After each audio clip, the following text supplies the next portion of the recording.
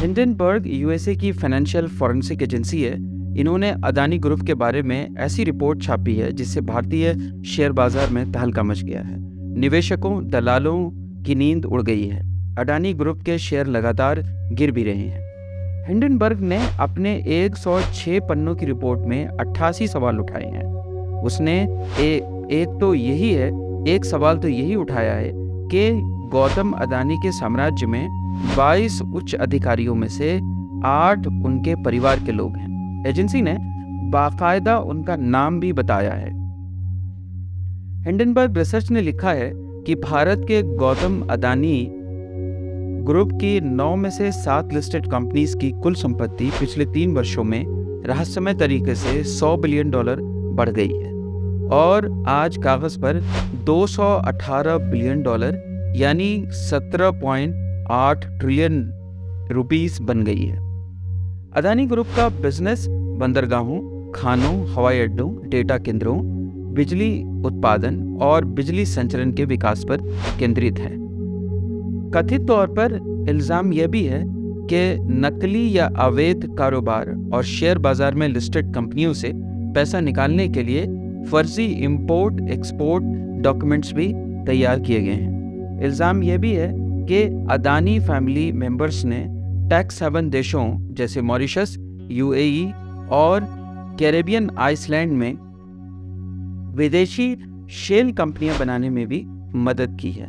दोस्तों, शेल कंपनियां वो होती हैं जो कागजों पर तो होती हैं लेकिन असल में इनका कोई वजूद नहीं होता है। ये मनी लॉन्ड्रिंग करने का सबसे अच्छा जरिया होता है। जहां ये कंपनियां खुलती हैं वो देश टैक्स हेवन देश, मतलब जहां टैक्स चोरी का टेंशन बहुत कम होता है और नियम बड़े हल्के होते हैं। हिंडनबर्ग ने गौतम अडानी के बड़े भाई विनोद अडानी का नाम लिया है। कहा गया है कि विनोद अडानी से जुड़ी कई कंपनियां ऐसी हैं जो पेपर पर हैं लेकिन हकीकत में नहीं हैं। मतलब जैसे इसके कर्मचारियों के बारे में कोई जानकारी नहीं है, कंपनियों के फ़ोन नंबर तक नहीं मिले हैं, ऑनलाइन भी इनके डिटेल्स मौजूद नहीं हैं। इसके बावजूद इन्होंने भारत में लिस्टेड अडानी ग्रुप की कंपनियों में अरबों रुपए ट्रांसफ़र किए हैं। अडानी ग्रुप ने इसे समूह के खिलाफ साजिश बताया है।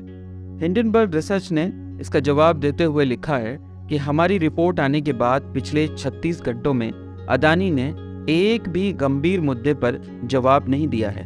हमने रिपोर्ट के निष्कर्ष में 88 सटीक सवाल हमने उठाए हैं।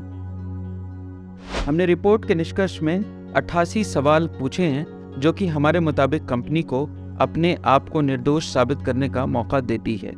अभी तक अडानी ने एक भी जवाब नहीं दिया है। साथ ही जैसा कि हमें उम्मीद थी, अडानी ने धमकी का रास्ता चुना है और मीडिया के बयान में अडानी ने हमारी 106 पन्नों की 32,000 शब्दों की और 720 से ज़्यादा उदाहरण के साथ 2 सालों में तैयार की गई रिपोर्ट को बिना रिसर्च का बताया और कहा कि वो हमारे खिलाफ दंडात्मक कार्रवाई करेंगे।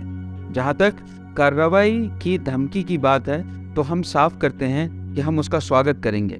हम अपनी रिपोर्ट पर पूरी तरह से कायम हैं और हमारे खिलाफ उठाए गए कानूनी कदम आधारहीन होंगे। अगर अडानी गंभीर हैं तो उन्हें अमेरिका में केस दायर करना चाहिए।